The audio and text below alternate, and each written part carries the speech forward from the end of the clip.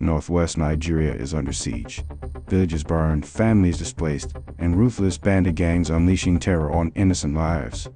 As the Nigerian military launches a fierce operation to reclaim control, the world watches one of Africa's most dangerous conflicts unfold. This is not just a battle for land, it's a fight for survival, justice, and peace. Nigeria is at war.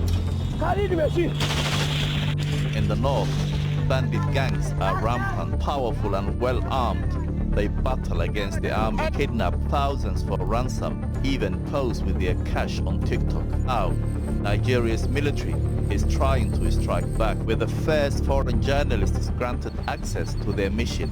It's for us to deter the enemy, to find them, strike them, and then destroy them. Our journey begins in Sokoto, in Nigeria's far northwest. The town once boomed as part of the traditional trade route to the Sahara. Now though, it's a haven for refugees, but not from famine or foreign invaders.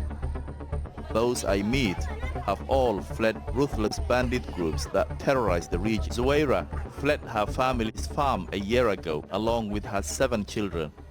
She made the 2-week journey on foot after her husband and 3 brothers all died during bandit attacks. One was murdered in front of her after trying to hide under a bed. Banditry has in the northwest in recent years. Some villages are attacked so often, the entire population has fled their ancestral farmlands to seek sanctuary. Zuwaira, like many others, hopes to return one day to restore some kind of normality. Nigeria's army needs to establish control in the country's most remote corners. To do that, they launched Operation Hadarin Daji. In the Hausa language, it means disruption. The aim? To find and kill bandit warlords and break the deadly status quo in one of Africa's most dangerous regions. Outside of the towns, even military convoys are vulnerable to attack. We've had engagement with bandits. It's dangerous because of the terrain. You can see how the terrain is gradually changing. So such open grounds, and they have high caliber weapons that could probably travel distances. So we just have to remain alert. We're heading to an isolated village close to the border with Niger. Patrols like this are designed to deter bandits and reassure communities that have been targeted. It's a fear that weighs heavy on these children.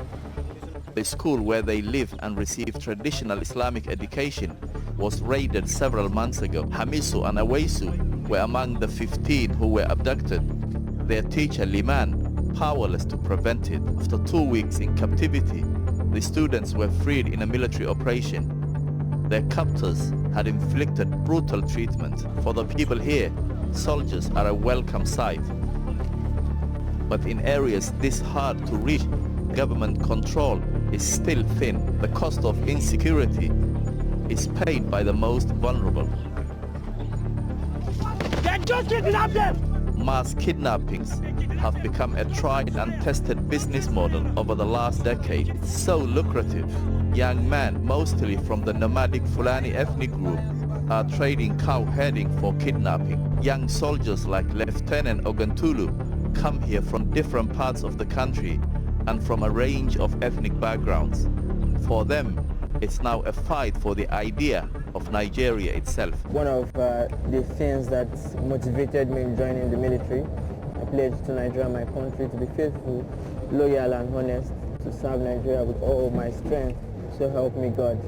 When you have victims of kidnappers, you know, when they come back to their family, the excitement in the faces of those family members, you know, it makes you so proud. We travel east to Zamfara State, one of Nigeria's poorest regions.